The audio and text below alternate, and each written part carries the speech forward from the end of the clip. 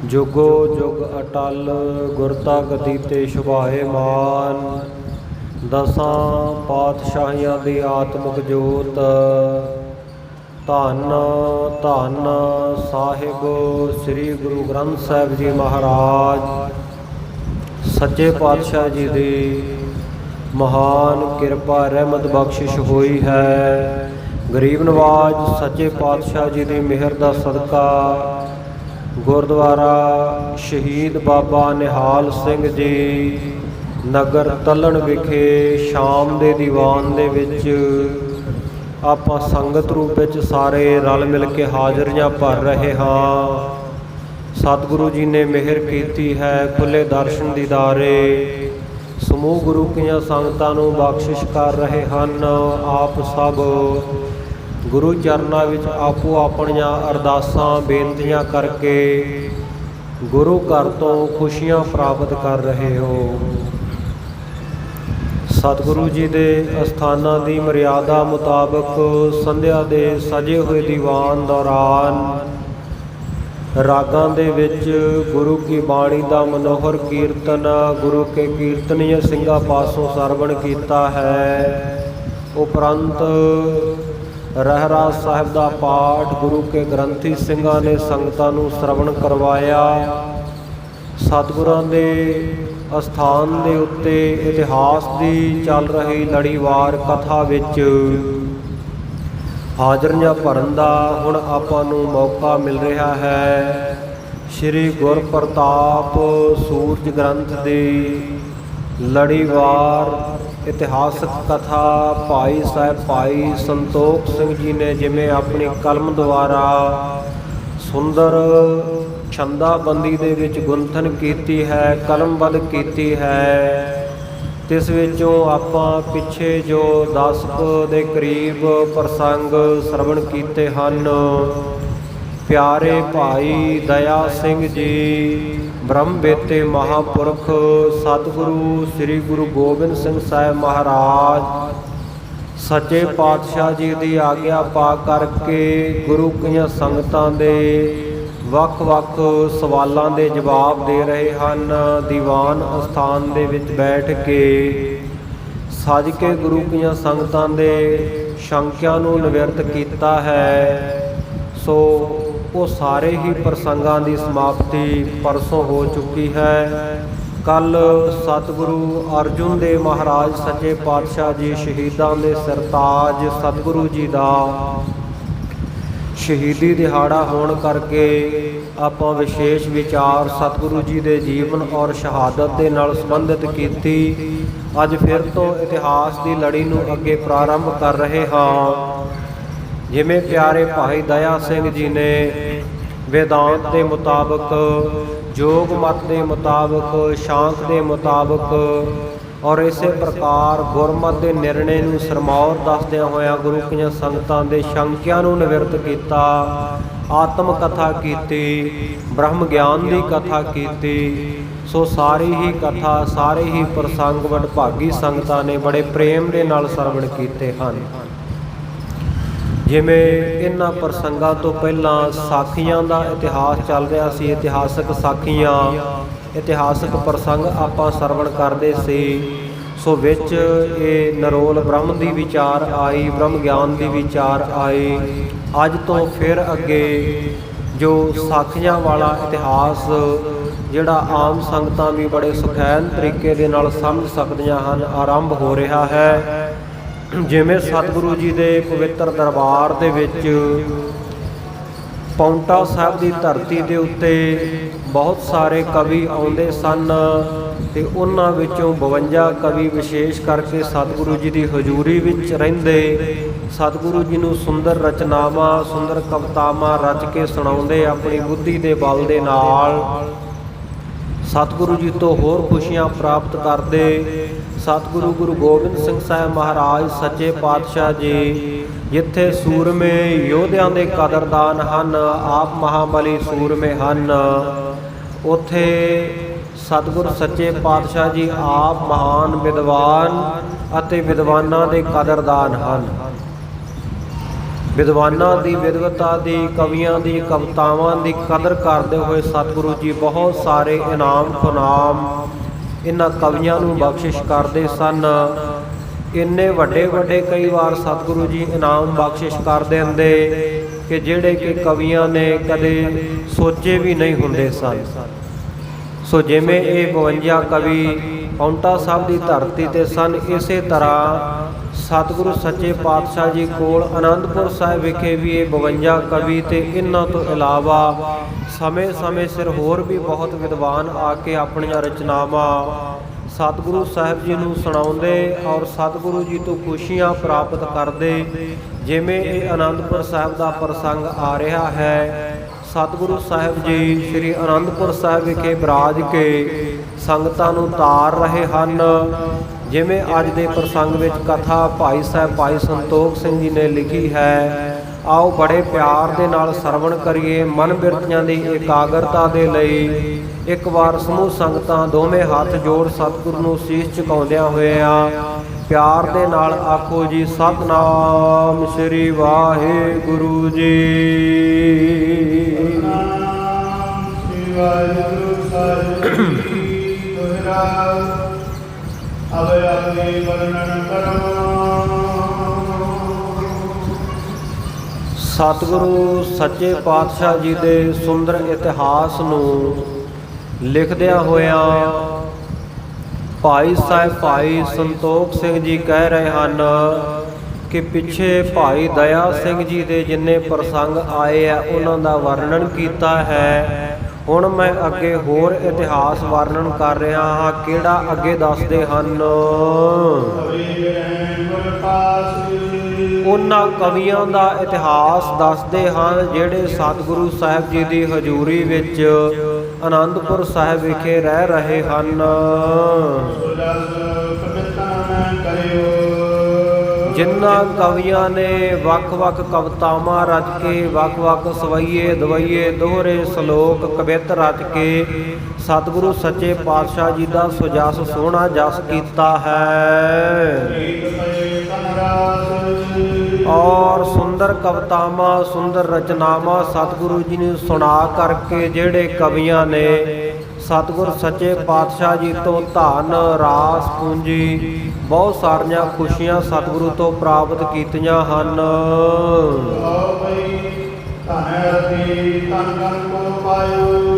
ਜਿਹੜੇ ਵੀ ਧਨ ਅਰਥੀ ਆਉਂਦੇ ਹਨ, ਧਨ ਦੀ ਇੱਛਾ ਲੈ ਕੇ ਸਤਿਗੁਰੂ ਜੀ ਦੇ ਚਰਨਾਂ ਵਿੱਚ ਵਿਦਵਾਨ ਕਵੀ ਆਉਂਦੇ ਹਨ, ਉਹ ਬਹੁਤ ਸਾਰਾ ਧਨ ਪ੍ਰਾਪਤ ਕਰਦੇ ਹਨ।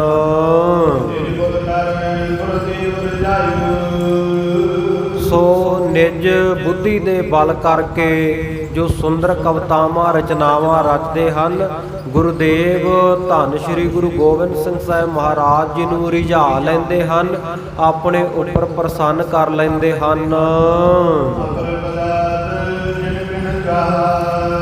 ਇਸ ਤੋਂ ਇਲਾਵਾ ਹੋਰ ਕੋਈ ਪਦਾਰਥ ਜਿਹੜਾ ਕਿਹੜਾ ਵੀ ਜਿਸ ਕਿਸੇ ਨੇ ਚਾਹਿਆ ਹੈ, ਉਹਨਾਂ ਨੇ ਦਸਮ ਗੁਰੂ ਸ੍ਰੀ ਗੁਰੂ ਗੋਬਿੰਦ ਸਿੰਘ ਸਾਹਿਬ ਮਹਾਰਾਜ ਸੱਚੇ ਪਾਤਸ਼ਾਹ ਜੀ ਤੋਂ ਉਹ ਹੀ ਪ੍ਰਾਪਤ ਕਰ ਲਿਆ ਹੈ। ਸਤਿਗੁਰ ਸੱਚੇ ਪਾਤਸ਼ਾਹ ਜੀ ਤਾਂ ਇੰਨੇ ਮਹਾ ਉਦਾਰ ਹਨ, ਇੰਨੇ ਮਹਾਨ ਸ੍ਰੇਸ਼ਟ ਗੁਰੂ ਹਨ, ਇੰਨੇ ਕਿਰਪਾਲੂ ਦਿਆਲੂ ਸਤਿਗੁਰੂ ਹਨ ਕਿ ਮੁਕਤੀ ਤੱਕ, ਕੇਵਲ ਮੁਕਤੀ ਤੱਕ ਵੀ ਸਹਿਜੇ ਹੀ ਬਖਸ਼ਿਸ਼ ਕਰ ਦਿੰਦੇ ਹਨ। ਇਸ ਕਰਕੇ ਸਤਿਗੁਰੂ ਜੀ ਦੇ ਦਰ ਘਰ ਵਿਖੇ ਚੌਂ ਦਿਸ਼ਾਵਾਂ ਤੋਂ ਭਾਵ ਹਰ ਪਾਸੇ ਤੋਂ ਉੱਤਰ ਦੱਖਣ ਪੂਰਬ ਪੱਛਮ ਤੋਂ ਬਹੁਤ ਸਾਰੇ ਕਵੀ ਜਿਹੜੇ ਆਪੋ ਆਪਣਾ ਨਿਕੇਤ ਘਰ ਦਾ ਤਿਆਗ ਕਰਕੇ ਪਹੁੰਚ ਜਾਂਦੇ ਹਨ ਤੇ ਆਨ ਆ ਕਰਕੇ ਅਨੰਦਪੁਰ ਸਾਹਿਬ ਵਿਖੇ ਵਾਸਾ ਕਰ ਲੈਂਦੇ ਹਨ, ਅਨੰਦਪੁਰ ਸਾਹਿਬ ਹੀ ਰਹਿ ਪੈਂਦੇ ਹਨ।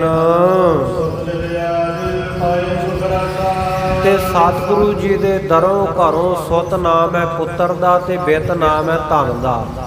ਪੁੱਤਰ ਧਨ ਇਤਿਆਦਿਕ ਹੋਰ ਸਾਰੇ ਹੀ ਜਿਹੜੇ ਸੁੱਖ ਹਨ, ਸਾਰੀ ਹੀ ਪੂੰਜੀ ਸਾਰੇ ਹੀ ਸੁੱਖ ਸਤਿਗੁਰੂ ਜੀ ਤੋਂ ਪ੍ਰਾਪਤ ਕਰਦੇ ਹਨ। ਸਾਰੇ ਹੀ ਸੁਖ ਸਤਿਗੁਰੂ ਜੀ ਤੋਂ ਲੈ ਰਹੇ ਹਨ। ਸੋ ਇਸ ਪ੍ਰਕਾਰ ਬੇਨਤੀ ਹੈ ਭਾਈ, ਜਿਹੜਾ ਇਹ ਪੱਖਾ ਨਾ ਇੱਕ ਬਹੁਤ ਆਵਾਜ਼ ਕਰ ਰਿਹਾ ਹੈ, ਜਿਹਦਾ ਕਰਕੇ ਥੋੜਾ ਜਿਹਾ ਇਕਾਗਰਤਾ ਭੰਗ ਹੋ ਰਹੀ ਹੈ, ਇਹਨੂੰ ਬੰਦ ਕਰ ਦਿੱਤਾ ਜਾਵੇ। ਤੇ ਇੱਧਰ ਜਿਹੜਾ ਕੂਲਰ ਲੱਗਿਆ ਇਹਨੂੰ ਵੀ ਭਾਵੇਂ ਬੰਦ ਕਰ ਦਿਓ, ਪੱਖਿਆਂ ਦੀ ਹਵਾ ਠੀਕ ਆ ਰਹੀ ਹੈ, ਇਹਦਾ ਵੀ ਸਵਿਚ ਆਫ ਕਰ ਦਿਓ। ਆਓ ਬੜੇ ਪਿਆਰ ਦੇ ਨਾਲ ਵਿਚਾਰ ਨੂੰ ਫਿਰ ਆਪਣੀ ਸੁਰਤ ਦੇ ਵਿੱਚ ਜੋੜੀਏ, ਸੁਰਤੀ ਨੂੰ ਵਿਚਾਰ ਦੇ ਨਾਲ ਜੋੜੀਏ। ਦੁਬਾਰਾ ਪੜਿਓ ਜੀ ਪੰਕਤੀ। ਹਾਂ, ਜਿਹੜੇ ਕੋਈ ਨਿਸ਼ਕਾਮ ਭਾਵਨਾ ਦੇ ਨਾਲ ਭਾਵ ਇੱਛਾ ਰਹਿਤ ਹੋ ਕੇ ਕੋਈ ਗੁਰੂ ਕੇ ਪਿਆਰੇ ਸਤਿਗੁਰੂ ਸੱਚੇ ਪਾਤਸ਼ਾਹ ਜੀ ਦੇ ਚਰਨਾਂ ਵਿੱਚ ਕਵੀ ਆਉਂਦੇ ਹਨ, ਉਹਨਾਂ ਨੂੰ ਸਤਿਗੁਰ ਸੱਚੇ ਪਾਤਸ਼ਾਹ ਜੀ ਮੁਕਤੀ ਬਖਸ਼ਦੇ ਹਨ। ਔਰ ਕਿੰਨੀ ਹੀ ਸੰਪਦਾ, ਕਿੰਨੇ ਹੀ ਧਨ ਪਦਾਰਥ ਅਤੇ ਗਤ ਮੁਕਤੀ ਕਲਿਆਣ ਸਤਿਗੁਰੂ ਜੀ ਤੋਂ ਪ੍ਰਾਪਤ ਕਰਦੇ ਹਨ। ਇਸ ਪ੍ਰਕਾਰ ਚਾਰੇ ਹੀ ਚੱਕਾਂ ਵਿੱਚ ਭਾਵ ਹਰ ਪਾਸੇ ਸਤਿਗੁਰੂ ਜੀ ਦਾ ਜਸ, ਸਤਿਗੁਰੂ ਸ੍ਰੀ ਗੁਰੂ ਗੋਬਿੰਦ ਸਿੰਘ ਸਾਹਿਬ ਮਹਾਰਾਜ ਸੱਚੇ ਪਾਤਸ਼ਾਹ ਜੀ ਦੀ ਮਹਿਮਾ ਫੈਲ ਗਈ ਹੈ। ਇਉਂ ਮੰਨ ਲਓ, ਪ੍ਰਮਾਣ ਦਿੰਦੇ ਐ ਵੀ ਜਿਵੇਂ ਚੰਦਰਮਾ ਪੂਰਨਮਾਸ਼ੀ ਵਾਲੇ ਦਿਨ ਐਨ ਪੂਰਨ ਤੌਰ ਤੇ ਚਮਕਦਾ ਹੁੰਦਾ ਤੇ ਬਿਨਾਂ ਮੈਲ ਤੋਂ ਬਿਲਕੁਲ ਉਜਲਾ ਚੰਦਰਮਾ ਹੁੰਦਾ, ਇਸ ਪ੍ਰਕਾਰ ਸਤਿਗੁਰੂ ਜੀ ਦੀ ਨਿਰਮਲ ਮਹਿਮਾ ਫੈਲ ਰਹੀ ਹੈ।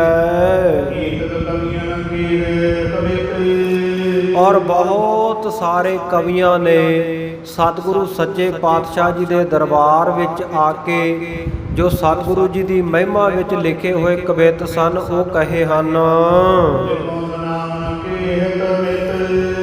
ਤੇ ਭਾਈ ਸੰਤੋਖ ਸਿੰਘ ਜੀ ਕਹਿ ਰਹੇ ਆ, ਹੇ ਮਿੱਤਰੋ, ਹੇ ਸੱਜਣੋ, ਹੇ ਗੁਰੂ ਕੇ ਸਿੱਖੋ, ਮੈਂ ਤੁਹਾਡੇ ਕਰਕੇ ਉਹ ਤੁਹਾਨੂੰ ਸੁਣਾ ਰਿਹਾ ਹਾਂ, ਉਹ ਤੁਹਾਨੂੰ ਲਿਖ ਕੇ ਦੱਸ ਰਿਹਾ ਹਾਂ।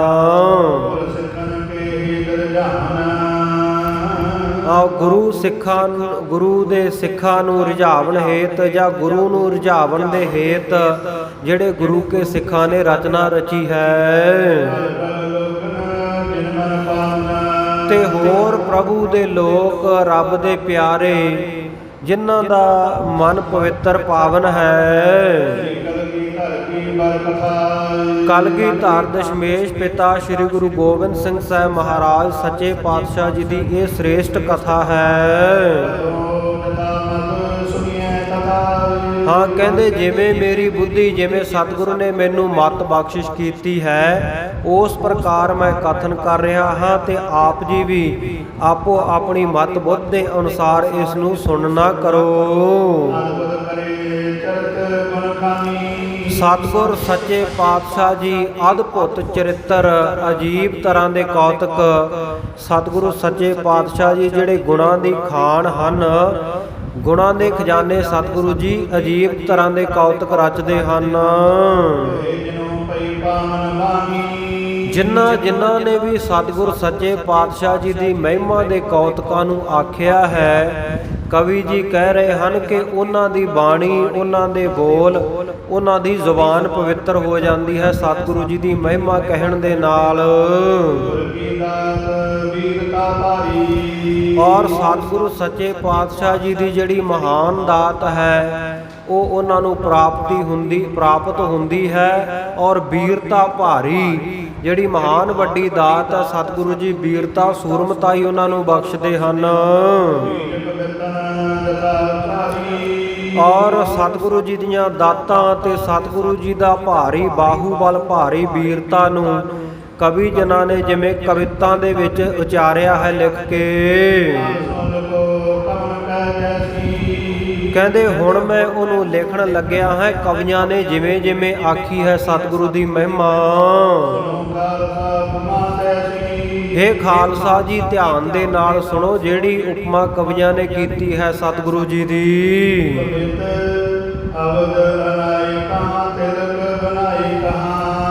ਸਭ ਤੋਂ ਪਹਿਲਾਂ ਕਵੀ ਹੰਸ ਰਾਮ ਦਾ ਕਵਿਤ ਭਾਈ ਸੰਤੋਖ ਸਿੰਘ ਜੀ ਨੇ ਇੱਥੇ ਲਿਖਿਆ ਹੈ।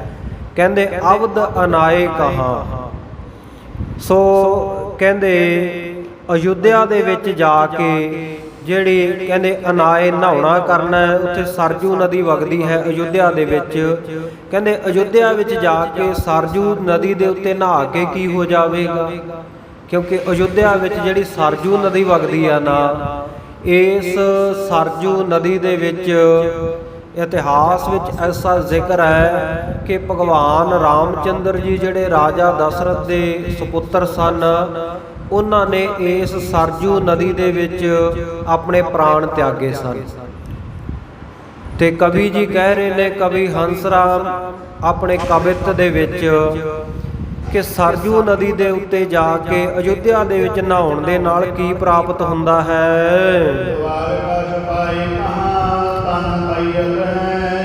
ਤੇ ਇਸੇ ਪ੍ਰਕਾਰ ਕਹਿੰਦੇ ਦਵਾਰਕ ਤਿਲਕ ਬਣਾਏ ਕਹਾਂ, ਜੋ ਤਿਲਕ ਲਾ ਲੈਣੇ ਆ ਮੱਥੇ ਦੇ ਉੱਤੇ, ਇਹਨਾਂ ਦੇ ਨਾਲ ਕੀ ਪ੍ਰਾਪਤੀ ਹੁੰਦੀ ਹੈ। ਔਰ ਦਵਾਰਕਾ ਛਪਾਏ ਕਹਾਂ, ਜਿਹੜੀ ਭਗਵਾਨ ਕ੍ਰਿਸ਼ਨ ਨੇ ਸਮੁੰਦਰ ਦੇ ਵਿੱਚ ਦਵਾਰਕਾ ਨਗਰੀ ਵਸਾਈ, ਸੋ ਕਹਿੰਦੇ ਉਹ ਦਵਾਰਕਾ ਦੇ ਵਿੱਚ ਜਾ ਕੇ ਛਾਪੇ ਲਵਾਉਣ ਦੇ ਨਾਲ ਕੀ ਪ੍ਰਾਪਤ ਹੁੰਦਾ ਹੈ। ਔਰ ਕਹਾਂ ਤਨ ਤਾਈਅਤ ਹੈ, ਤਨ ਨੂੰ ਤਪਾ ਕੇ 5 ਧੂਣੀਆਂ ਦੇ ਨਾਲ ਜਿਹੜਾ ਤਨ ਤਪਾਇਆ ਜਾਂਦਾ, 4 ਧੂਣੀਆਂ ਆਸੇ ਪਾਸੇ, ਔਰ 5ਵੀਂ ਜਿਹੜੀ ਸੂਰਜ ਦੀ ਧੁੱਪ ਹੁੰਦੀ ਹੈ, ਇਹਨੂੰ 5 ਧੂਣੀਆਂ ਕਿਹਾ ਜਾਂਦਾ ਹੈ। ਸੋ 5 ਧੂਣੀਆਂ ਦੇ ਨਾਲ ਤਨ ਨੂੰ ਤਪਾ ਕੇ, ਸਰੀਰ ਨੂੰ ਤਪਾ ਕੇ ਵੀ ਕੀ ਮਿਲਣਾ ਹੈ। ਫਿਰ ਕਹਿੰਦੇ ਕੋਵਿਦ ਕਹਾ ਕੇ, ਆਪਣੇ ਆਪ ਨੂੰ ਵਿਦਵਾਨ ਬ੍ਰਾਹਮਣ ਪੰਡਿਤ ਕਹਾ ਕੇ ਕਹਿੰਦੇ ਕੀ ਪ੍ਰਾਪਤੀ ਹੁੰਦੀ ਹੈ। ਜਿਹੜਾ ਕੋਈ 4 ਵੇਦਾਂ ਦਾ ਗਿਆਤਾ ਹੈ, 4 ਵੇਦਾਂ ਦਾ ਜਾਣੂ ਆ, 4 ਵੇਦ ਜਿਹਨੇ ਪੜ੍ਹਿਆ ਉਹਨੂੰ ਕਹਿੰਦੇ ਚਤੁਰਵੇਦੀ ਪੰਡਿਤ। ਜਿਹਨੇ 3 ਪੜ੍ਹਿਆ ਉਹਦਾ ਨਾਮ ਤ੍ਰਿਵੇਦੀ ਪੰਡਿਤ ਹੁੰਦਾ ਹੈ। ਇਸੇ ਤਰ੍ਹਾਂ ਜਿਸਨੇ ਪਿੰਗਲ ਪੜ੍ਹਿਆ ਹੁੰਦਾ ਹੈ ਉਹਦਾ ਨਾਮ ਉਪਾਧਿਆਏ ਹੁੰਦਾ ਹੈ। ਸੋ ਕਹਿੰਦੇ ਇਸ ਪ੍ਰਕਾਰ ਵੱਡੇ ਲਕਬ ਲਾਉਣ ਦੇ ਨਾਲ ਵੀ ਕਹਿੰਦੇ ਕੀ ਪ੍ਰਾਪਤੀ ਹੁੰਦੀ ਹੈ। ਬੇਨੀ ਕੋ ਮੁੰਡਾਏ ਕਹਾ, ਬੇਨੀ ਨਾਮ ਹੈ ਬੋਧੀ ਦਾ, ਕਹਿੰਦੇ ਮੂੰਹ ਸਿਰ ਮਨਾਉਣ ਨਾਲ ਔਰ ਬੋਧੀ ਰੱਖ ਕੇ ਕਹਿੰਦੇ ਉਹਦੇ ਨਾਲ ਵੀ ਕੀ ਪ੍ਰਾਪਤੀ ਹੁੰਦੀ ਹੈ, ਉਹਦੇ ਨਾਲ ਵੀ ਕਹਿੰਦੇ ਕੀ ਮਿਲਣਾ ਹੈ। ਫਿਰ ਕਹਿੰਦੇ ਕਾਂਸ਼ੀ ਦੇ ਵਿੱਚ ਜਾ ਕੇ, ਕਾਂਸ਼ੀ ਬਨਾਰਸ ਦੇ ਵਿੱਚ ਜਾ ਕੇ ਵਸਣ ਦੇ ਨਾਲ ਕਹਿੰਦੇ ਫਿਰ ਵੀ ਕੀ ਪ੍ਰਾਪਤੀ ਹੁੰਦੀ ਹੈ, ਭਾਵ ਕੁਝ ਪ੍ਰਾਪਤ ਨਹੀਂ ਹੁੰਦਾ। ਔਰ ਕਹਾਂ ਲਾਹਾ ਲਖੀਅਤ, ਕੀ ਲਾਹਾ ਮਿਲਦਾ ਹੈ, ਕੀ ਲਾਭ ਮਿਲਦਾ ਹੈ। ਇਹ ਸਭ ਕੁਝ ਕਰਨ ਦੇ ਨਾਲ ਕਹਿੰਦੇ ਕੁਝ ਵੀ ਲਾਭ ਪ੍ਰਾਪਤ ਨਹੀਂ ਹੁੰਦਾ। ਫਿਰ ਕਹਿੰਦੇ ਮੋਹਨ ਵਿਸ਼ਨੂੰ ਭਗਵਾਨ ਕ੍ਰਿਸ਼ਨ ਜੀ ਨੂੰ ਮਨਾਉਣ ਦੇ ਨਾਲ ਕਹਿੰਦੇ ਕੀ ਪ੍ਰਾਪਤੀ ਹੁੰਦੀ ਹੈ। ਭੂਪਤ ਰਜਾਏ ਕਹਾਂ, ਕਿਸੇ ਰਾਜੇ ਨੂੰ, ਭੂਪਤੀ ਨੂੰ, ਜ਼ਮੀਨ ਦੇ ਮਾਲਕ ਨੂੰ ਪ੍ਰਸੰਨ ਕਰ ਲੈਣ ਦੇ ਨਾਲ, ਖੁਸ਼ ਕਰਨ ਦੇ ਨਾਲ ਵੀ ਕੀ ਮਿਲਦਾ ਹੈ। ਹੰਸ ਰਾਮ ਕਵੀ ਕਹਿ ਰਿਹਾ ਹੈ ਕਿ ਜੋ ਧਰਾ ਮੈਂ ਧਾਇਤ ਹੈ, ਜੋ ਧਰਤੀ ਦੇ ਉੱਤੇ ਧਾਉਣਾ, ਧਰਤੀ ਦੇ ਗੇੜੇ ਕੱਢਣੇ ਆ, ਧਰਤੀ ਦੀ ਪਰਿਕਰਮਾ ਕਰਨੀ ਹੈ। ਕਿਉਂਕਿ ਬਹੁਤ ਸਾਰੇ ਲੋਕ ਸਾਧੂ ਹੋ ਕੇ ਬਹੁਤ ਦੂਰ ਦੂਰ ਤੱਕ ਧਰਤੀ ਦਾ ਭਰਮਣ ਕਰਦੇ ਆ। ਉਹਨਾਂ ਦੇ ਮਨ ਦਾ ਇਹ ਵਿਸ਼ਵਾਸ ਹੁੰਦਾ ਹੈ ਕਿ ਇਸ ਜਨਮ ਦੇ ਵਿੱਚ ਰੱਬ ਦਾ ਨਾਮ ਜਪਦਿਆਂ ਜਪਦਿਆਂ ਜਿੱਥੋਂ ਤੱਕ ਧਰਤੀ ਨੂੰ ਧਾ ਲਿਆ, ਧਰਤੀ ਦੇ ਉੱਤੇ ਭਰਮਣ ਕਰ ਲਿਆ, ਅਗਲੇ ਜਨਮ ਦੇ ਵਿੱਚ ਸਾਨੂੰ ਉਨੀ ਧਰਤੀ ਦਾ ਰਾਜ ਭਾਗ ਮਿਲੇਗਾ ਤੇ ਰਾਜ ਭਾਗ ਦੇ ਸੁੱਖ ਭੋਗਾਂਗੇ। ਤੇ ਕਵੀ ਹੰਸ ਰਾਮ ਕਹਿ ਰਹੇ ਹੈ ਕਿ ਇੰਨੀ ਧਰਤੀ ਧਾਉਣ ਦੇ ਨਾਲ, ਧਰਤੀ ਦੀਆਂ ਪਰਿਕਰਮਾ ਕਰਨ ਦੇ ਨਾਲ ਵੀ ਕੀ ਪ੍ਰਾਪਤੀ ਹੁੰਦੀ ਹੈ। ਕਹਿੰਦੇ 4 ਵਰਨ ਹਨ, ਖੱਤਰੀ, ਬ੍ਰਾਹਮਣ, ਸ਼ੂਦਰ ਅਤੇ ਵੈਸ਼। ਸੋ ਚਾਰੇ ਹੀ ਵਰਨਾਂ ਦੇ ਕਲੇਸ਼ਾਂ ਨੂੰ ਹਰਨ ਵਾਲੇ, ਨਾਸ਼ ਕਰਨ ਵਾਲੇ ਹਨ ਗੁਰੂ ਗੋਬਿੰਦ ਸਿੰਘ ਸਾਹਿਬ ਮਹਾਰਾਜ।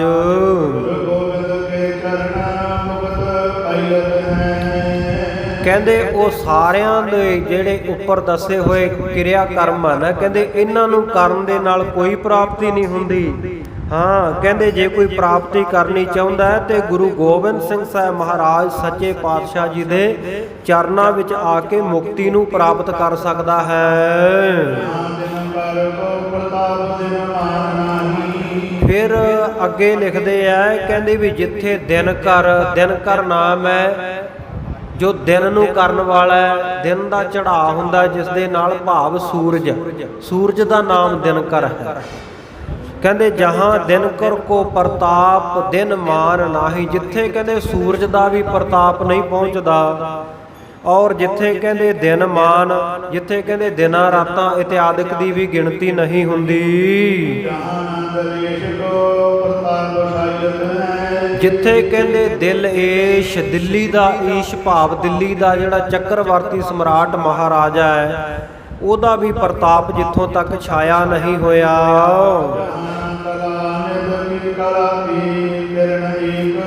ਜਿੱਥੇ ਕਹਿੰਦੇ ਕਲਾ ਨਿਧ ਦੀ ਇੱਕ ਵੀ ਕਿਰਨ ਦੀ ਕਲਾ ਨਹੀਂ ਪਹੁੰਚਦੀ। ਕਲਾ ਨਿਧ ਨਾਮ ਹੈ ਚੰਦਰਮਾ ਦਾ। ਜਿੱਥੇ ਕਹਿੰਦੇ ਚੰਦਰਮਾ ਦੀ ਕਿਰਨ ਦੀ ਇੱਕ ਵੀ ਕਲਾ ਜਿੱਥੋਂ ਤੱਕ ਨਹੀਂ ਪਹੁੰਚਦੀ ਹੈ। ਜਿੱਥੇ ਕਹਿੰਦੇ ਮ੍ਰਿਗ ਰਾਜਨ, ਮਿਰਗਾਂ ਦਾ ਰਾਜਾ ਭਾਵ ਸ਼ੇਰ, ਕਹਿੰਦੇ ਜਿੱਥੇ ਤੱਕ ਕਹਿੰਦੇ ਮਿਰਗਾਂ ਦੀ ਜਾਂ ਮਿਰਗਾਂ ਦੇ ਰਾਜੇ ਦੀ ਉਥੋਂ ਤੱਕ ਕਹਿੰਦੇ ਪਹੁੰਚ ਨਹੀਂ ਹੈ, ਜਿੱਥੇ ਤੱਕ ਮਿਰਗਾਂ ਦੇ ਰਾਜੇ ਦੀ ਵੀ ਕਹਿੰਦੇ ਪਹੁੰਚ ਨਹੀਂ ਹੈ।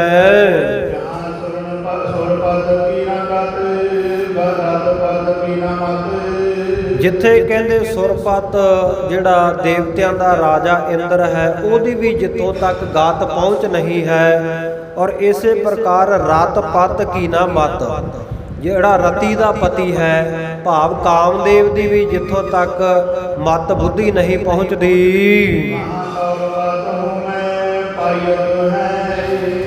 ਤੇ ਕਹਿੰਦੇ ਜਿੱਥੋਂ ਤੱਕ ਕਹਾਂ ਧੌਲ ਪਤ ਹੂੰ ਮੈਂ ਪਾਈਅਤ ਹੈ, ਕਹਿੰਦੇ ਜਿੱਥੇ ਤੱਕ ਧੌਲ ਪਤ, ਧੌਲ ਦਾ ਪਤੀ ਬਲਦ ਦਾ ਮਾਲਕ ਭਾਵ ਸ਼ਿਵ ਜੀ ਜਿਹੜਾ ਬਲਦ ਦੀ ਅਸਵਾਰੀ ਕਰਦਾ ਹੈ, ਜਿੱਥੇ ਤੱਕ ਕਹਿੰਦੇ ਸ਼ਿਵ ਜੀ ਦੀ ਵੀ ਪਹੁੰਚ ਨਹੀਂ ਹੈ।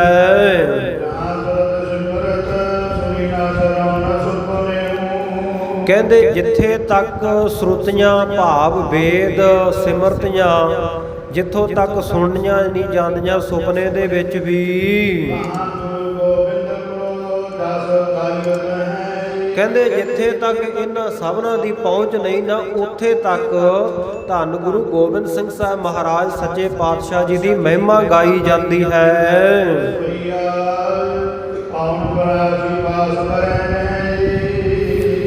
ਕਹਿੰਦੇ ਅੱਗੇ ਪਹਿਲਾਂ ਕਵਿਤ ਲਿਖਿਆ, ਹੁਣ ਸਵਈਆ ਲਿਖਦੇ ਆ। ਕੌਨੋ ਬਨਾਰਸੀ ਬਾਸ ਕਰੇ, ਕਹਿੰਦੇ ਕੌਣ ਹੈ ਜਿਹੜਾ ਕਹਿੰਦੇ ਬਨਾਰਸ ਦੇ ਵਿੱਚ ਵਾਸ ਕਰਦਾ ਹੈ। ਕਹਿੰਦੇ ਕੀ ਪ੍ਰਾਪਤੀ ਹੋਵੇਗੀ ਬਨਾਰਸ ਦੇ ਵਿੱਚ ਜਾ ਕੇ ਵਾਸ ਕਰਨ ਦੇ ਨਾਲ, ਜਿਸ ਬਨਾਰਸ ਦੇ ਵਿੱਚ ਕਹਿੰਦੇ ਬਾਸ਼ਕ ਨਾਗ ਹੀਏ ਮੈਂ ਲਸੈ, ਭਗਵਾਨ ਸ਼ਿਵ ਜੀ ਦੇ ਕਹਿੰਦੇ ਹਿਰਦੇ ਦੇ ਉੱਤੇ, ਉਹਨਾਂ ਦੀ ਛਾਤੀ ਦੇ ਉੱਤੇ ਬਾਸਕ ਨਾਗ ਜਿਹੜਾ ਲਸ਼ਕ ਰਿਹਾ, ਚਮਕਾ ਮਾਰ ਰਿਹਾ। ਕਿਉਂਕਿ ਨਾਗਾਂ ਦੀਆਂ ਅਲੱਗ ਕਿਸਮਾਂ ਹਨ। ਇੱਕ ਸ਼ੇਸ਼ ਨਾਗ ਹੈ, ਇੱਕ ਬਿਲਕੁਲ ਛੋਟਾ ਜਿਹਾ ਨਹੁੰ ਜਿੰਨਾ, ਉਹਨੂੰ ਤਛਕ ਨਾਗ ਕਹਿੰਦੇ ਆ, ਤੇ ਇੱਕ ਬਾਸ਼ਕ ਨਾਗ ਹੈ ਜਿਹੜਾ ਸ਼ਿਵ ਭਗਵਾਨ ਦੇ ਗਲੇ ਦੇ ਵਿੱਚ ਮਾਲਾ ਬਣ ਕੇ ਪਾਇਆ ਹੁੰਦਾ ਹੈ, ਉਹਦਾ ਨਾਮ ਬਾਸ਼ਕ ਨਾਗ ਹੈ।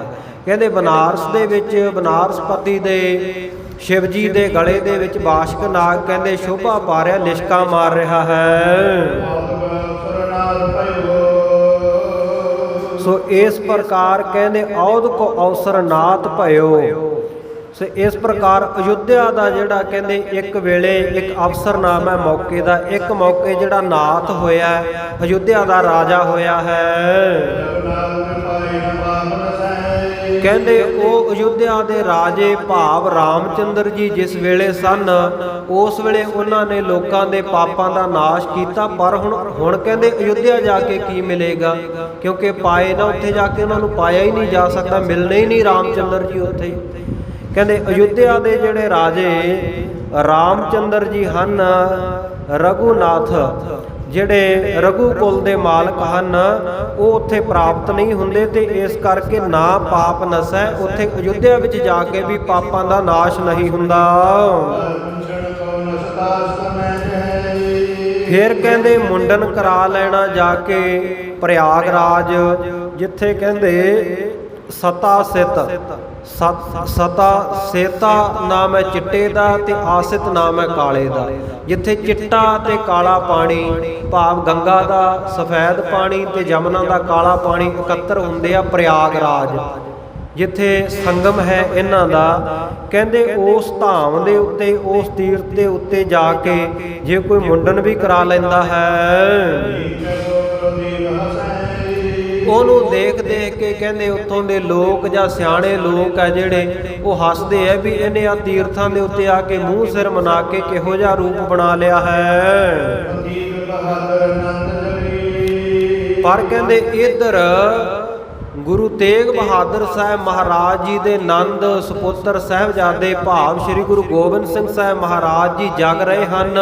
ਉਹਨਾਂ ਦੀ ਮਹਿਮਾ ਫੈਲ ਰਹੀ ਹੈ, ਪ੍ਰਕਾਸ਼ ਰਹੀ ਹੈ। ਤੇ ਕਹਿੰਦੇ ਹੋਰ ਕਿਤੇ ਜਾਇਆ ਕੋਈ ਪ੍ਰਾਪਤੀ ਨਹੀਂ ਹੁੰਦੀ। ਗੁਰੂ ਤੇਗ ਬਹਾਦਰ ਜੀ ਦੇ ਸੁਪੁੱਤਰ ਗੁਰੂ ਗੋਬਿੰਦ ਸਿੰਘ ਸਾਹਿਬ ਮਹਾਰਾਜ ਜੀ ਦੇ ਚਰਨਾਂ ਵਿੱਚ ਆਨੰਦਪੁਰ ਸਾਹਿਬ ਪਹੁੰਚ ਜਾਵੇ। ਜਿਹਨੇ ਕੋਈ ਪ੍ਰਾਪਤੀ ਕਰਨੀ ਹੈ ਆ ਕੇ ਇੱਥੇ ਗੁਰੂ ਦੇ ਦਰਸ਼ਨ ਕਰ ਲਵੇ।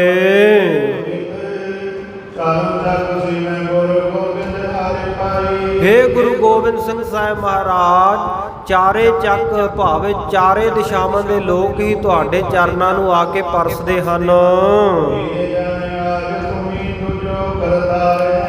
ਕਹਿੰਦੇ ਮੇਰੇ ਜਾਣੇ ਮੇਰੇ ਭਾਣੇ, ਮੇਰੀ ਸੁਰਤ ਦੇ ਵਿੱਚ ਮੇਰੀ ਸਮਝ ਅਨੁਸਾਰ ਕਹਿੰਦੇ ਤੁਸੀਂ ਹੀ ਅੱਜ ਦੂਜੇ ਕਰਤਾਰ ਹੋ ਆਨੰਦਪੁਰ ਸਾਹਿਬ ਵਿਖੇ ਬਿਰਾਜਦੇ।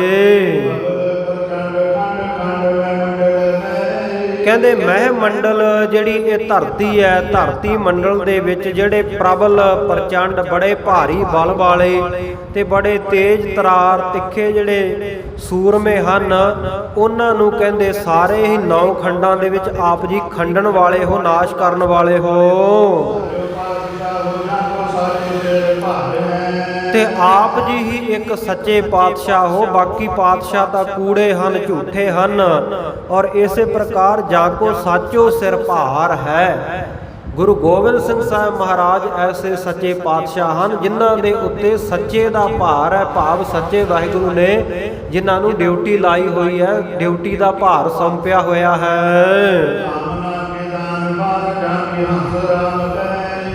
ਕਹਿੰਦੇ ਜਿਸ ਸਤਿਗੁਰ ਸੱਚੇ ਪਾਤਸ਼ਾਹ ਜੀ ਦੇ ਕੋਲ ਜਿਹੜੀ ਵੀ ਜਾ ਕੇ ਕਾਮਨਾ ਕਰੀਏ ਤੇ ਕਾਮਨਾ ਕੇ ਦਾਨ ਬਾਣ ਜਾ ਕੇ। ਗੁਰੂ ਗੋਬਿੰਦ ਸਿੰਘ ਸਾਹਿਬ ਮਹਾਰਾਜ ਸੱਚੇ ਪਾਤਸ਼ਾਹ ਜੀ ਦੀ ਇਹ ਬਾਣ ਹੈ, ਇਹ ਸੁਭਾਅ ਹੈ, ਇਹ ਆਦਤ ਹੈ ਕਿ ਉਹ ਸਾਰੀਆਂ ਕਾਮਨਾ ਪੂਰੀਆਂ ਕਰਦੇ ਹਨ।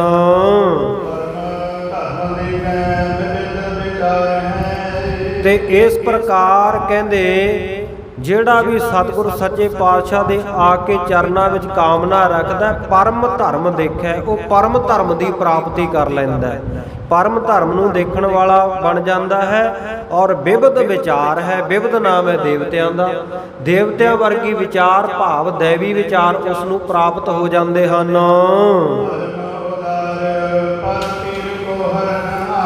ਸਤਿਗੁਰੂ ਸੱਚੇ ਪਾਤਸ਼ਾਹ ਬੜੇ ਦਿਆਲੂ, ਕਿਰਪਾਲੂ, ਸ੍ਰੇਸ਼ਟ, ਉਦਾਰ ਚਿੱਤ ਵਾਲੇ ਹਨ।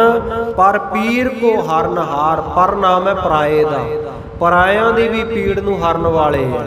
ਕਿਉਂਕਿ ਪਰਾਇਆਂ ਦੀ ਪੀੜ ਨੂੰ ਹਰਿਆ ਨਾ ਜਦੋਂ ਗੁਰੂ ਤੇਗ ਬਹਾਦਰ ਸਾਹਿਬ ਮਹਾਰਾਜ ਸੱਚੇ ਪਾਤਸ਼ਾਹ ਦੇ ਚਰਨਾਂ ਵਿੱਚ ਆਨੰਦਪੁਰ ਸਾਹਿਬ ਕਸ਼ਮੀਰੀ ਬ੍ਰਾਹਮਣ ਪਹੁੰਚੇ। ਮਹਾਰਾਜ ਸਾਡਾ ਟਿੱਕਾ, ਸਾਡਾ ਜਨੇਊ, ਸਾਡੀ ਧੋਤੀ, ਸਾਡੀ ਬੋਦੀ ਖਤਰੇ ਵਿੱਚ ਹੈ।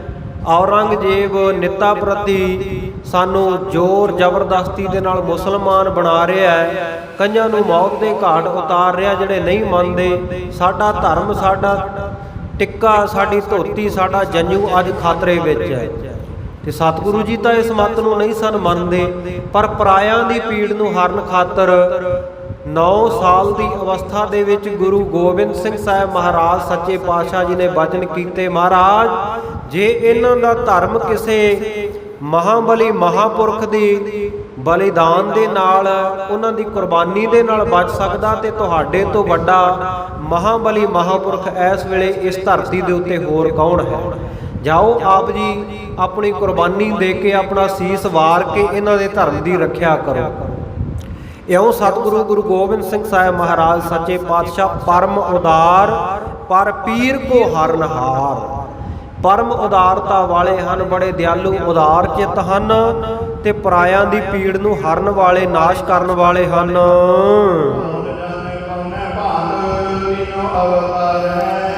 ਕਹਿੰਦੇ ਕੌਣ ਜਾਣਦਾ ਹੈ ਵੀ ਕਿਹੜੀ ਭਾਂਤ ਕਿਹੜੇ ਤਰੀਕੇ ਦੇ ਨਾਲ ਸਤਿਗੁਰ ਸੱਚੇ ਪਾਤਸ਼ਾਹ ਜੀ ਨੇ ਅਵਤਾਰ ਲੈ ਲਿਆ ਇਸ ਧਰਤੀ ਦੇ ਉੱਤੇ। ਕਿਉਂਕਿ ਸਤਿਗੁਰੂ ਸੱਚੇ ਪਾਤਸ਼ਾਹ ਜੀ ਤਾਂ ਗੋਦਾਵਰੀ ਦੇ ਕੰਢੇ ਉਹ ਦੱਖਣ ਦੀ ਧਰਤੀ ਦੇ ਉੱਤੇ ਜਿੱਥੇ ਹਜੂਰ ਸਾਹਿਬ ਹੈ, ਪਹਿਲਾਂ ਵੀ ਪਿਛਲੇ ਜਨਮਾਂ ਵਿੱਚ ਉੱਥੇ ਭਗਤੀ ਕਰਦੇ ਰਹੇ, ਫਿਰ ਹੇਮਕੁੰਟ ਦੇ ਪਰਬਤ ਦੇ ਉੱਤੇ ਦੁਸ਼ਟ ਦਮਨ ਦੇ ਰੂਪ ਦੇ ਵਿੱਚ ਭਗਤੀ ਕਰਦੇ ਰਹੇ। ਕਹਿੰਦੇ ਸਾਡੇ ਵਰਗੇ ਸੰਸਾਰੀ ਲੋਕਾਂ ਦੇ ਵਿੱਚ ਆਗੇ ਤਾਂ ਔਰੰਗਜ਼ੇਬ ਵਰਗੇ ਜ਼ਾਲਮ ਬਾਦਸ਼ਾਹ ਦੇ ਰਾਜ ਦੇ ਵਿੱਚ ਕਹਿੰਦੇ ਸਤਿਗੁਰ ਸੱਚੇ ਪਾਤਸ਼ਾਹ ਜੀ ਨੇ ਪਤਾ ਨਹੀਂ ਕਿਵੇਂ ਅਵਤਾਰ ਲੈ ਲਿਆ, ਪਤਾ ਨਹੀਂ ਕਿਵੇਂ ਇਸ ਧਰਤੀ ਦੇ ਉੱਤੇ ਆ ਗਏ ਦੁਸ਼ਟਾਂ ਨੂੰ ਖਤਮ ਕਰਨ ਦੇ ਲਈ। ਔਰ ਸਤਿਗੁਰ ਸੱਚੇ ਪਾਤਸ਼ਾਹ ਨੇ ਬਾਣੀ ਦੇ ਵਿੱਚ ਦਸਮ ਗ੍ਰੰਥ ਸਾਹਿਬ ਦੇ ਵਿੱਚ ਆਪ ਅੰਕਿਤ ਕੀਤਾ ਹੈ, ਸੰਸਾਰ ਦੇ ਉੱਤੇ ਆਉਣ ਦਾ ਆਪਣਾ ਪ੍ਰਯੋਜਨ ਧਰਮ ਚਲਾਵਨ ਸੰਤ ਉਬਾਰਨ, ਦੁਸ਼ਟ ਸਭਨ ਕੋ ਮੂਲ ਅਪਾਰਨ, ਯਾਹੀ ਕਾਜ ਧਰਾ ਹਮ ਜਨਮੰ, ਸਮਝ ਲਿਓ ਸਾਧੂ ਸਭ ਮਨ ਮਨ।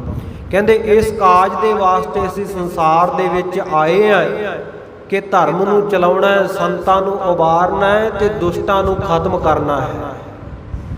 ਹੇ ਰੱਬ ਦੇ ਪਿਆਰੇ ਸਾਧੂ ਸੰਤੋ, ਹੇ ਗੁਰਸਿੱਖੋ, ਕਹਿੰਦੇ ਇਹ ਗੱਲ ਮਨ ਦੇ ਵਿੱਚ ਧਾਰਨ ਕਰ ਲਓ ਕਿ ਆਹ ਕਾਰਜ ਕਰਨ ਵਾਸਤੇ ਅਸੀਂ ਸੰਸਾਰ ਵਿੱਚ ਆਏ ਹਾਂ। ਇੱਥੇ ਕਵੀ ਹੰਸ ਰਾਮ ਜੀ ਕਹਿ ਰਹੇ ਹੈ, ਕਹਿੰਦੇ ਇੰਨੇ ਪਰਮ ਕਿਰਪਾਲੂ ਦਿਆਲੂ ਸਤਿਗੁਰ ਸੱਚੇ ਪਾਤਸ਼ਾਹ ਜਿਹੜੇ ਪਰਾਇਆਂ ਦੀ ਪੀੜ ਨੂੰ ਹਰਨ ਵਾਲੇ ਹੈ, ਪਤਾ ਨਹੀਂ ਕਹਿੰਦੇ ਉਹਨਾਂ ਨੇ ਕੌਣ ਜਾਣੇ ਕਹਿੰਦੇ ਇਸ ਗੱਲ ਨੂੰ, ਕੌਣ ਜਾਣੇ ਇਸ ਭੇਦ ਨੂੰ ਵੀ ਕਿਹੜੇ ਤਰੀਕੇ ਦੇ ਨਾਲ ਸਤਿਗੁਰੂ ਗੁਰੂ ਗੋਬਿੰਦ ਸਿੰਘ ਸਾਹਿਬ ਮਹਾਰਾਜ ਸੱਚੇ ਪਾਤਸ਼ਾਹ ਜੀ ਨੇ ਆਹ ਕਲਯੁਗ ਦੇ ਸਮੇਂ ਦੇ ਵਿੱਚ ਅਵਤਾਰ ਲੈ ਲਿਆ ਹੈ।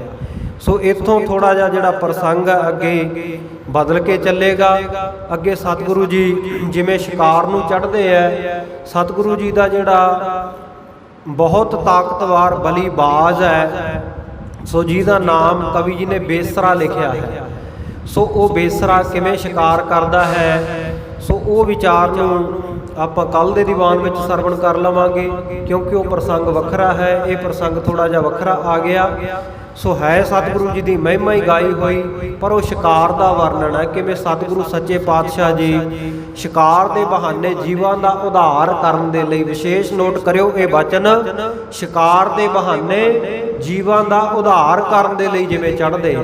ਕਿਉਂਕਿ ਅੱਜ ਬਹੁਤ ਸਾਰੇ ਲੋਕ ਸਤਿਗੁਰੂ ਸੱਚੇ ਪਾਤਸ਼ਾਹ ਜੀ ਦੇ ਜੀਵਨ ਦੇ ਪ੍ਰਮਾਣ ਦੇ ਦੇ ਕੇ, ਉਦਾਹਰਨਾਂ ਦੇ ਦੇ ਕੇ ਕਹਿੰਦੇ ਆ ਵੀ ਸਤਿਗੁਰੂ ਜੀ ਵੀ ਸ਼ਿਕਾਰ ਕਰਦੇ ਸਨ ਤੇ ਅਸੀਂ ਵੀ ਸ਼ਿਕਾਰ ਕਰ ਲਈਏ।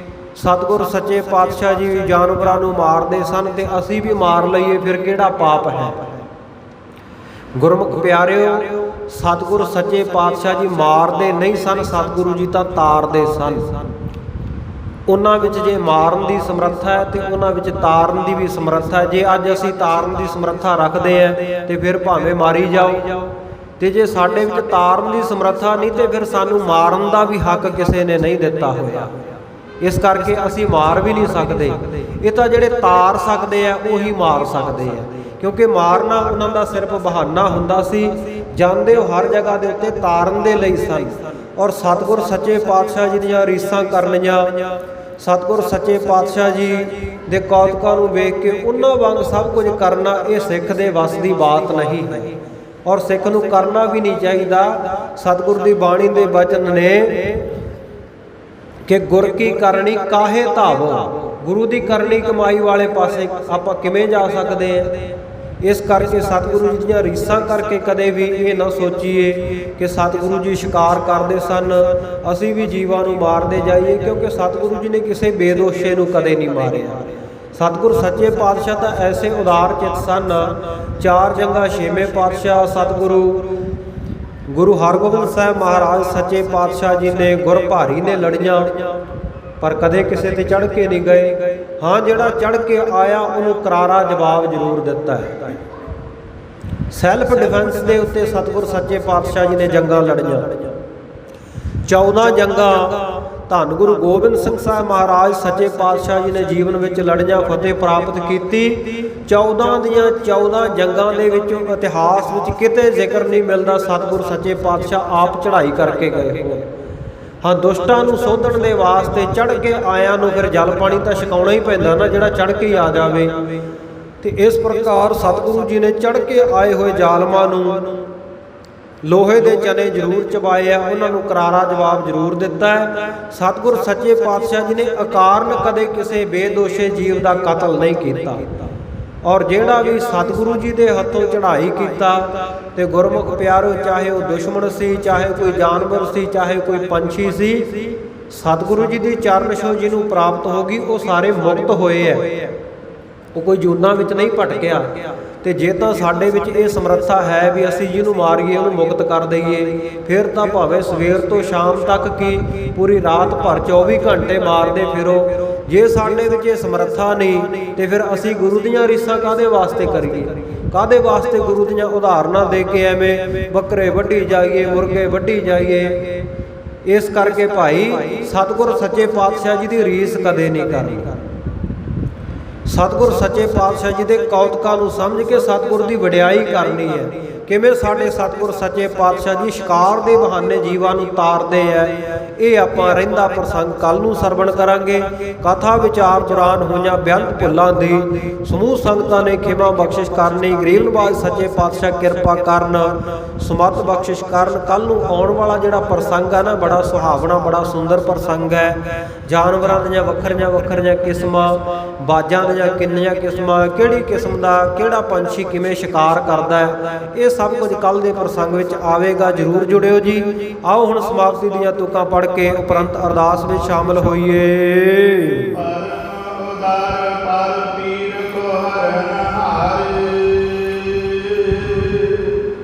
ਕੌਣ ਜਾਣੈ ਕੌਣੈ ਭਾਂਤ ਲੀਨੋ ਅਵਤਾਰ ਹੈ।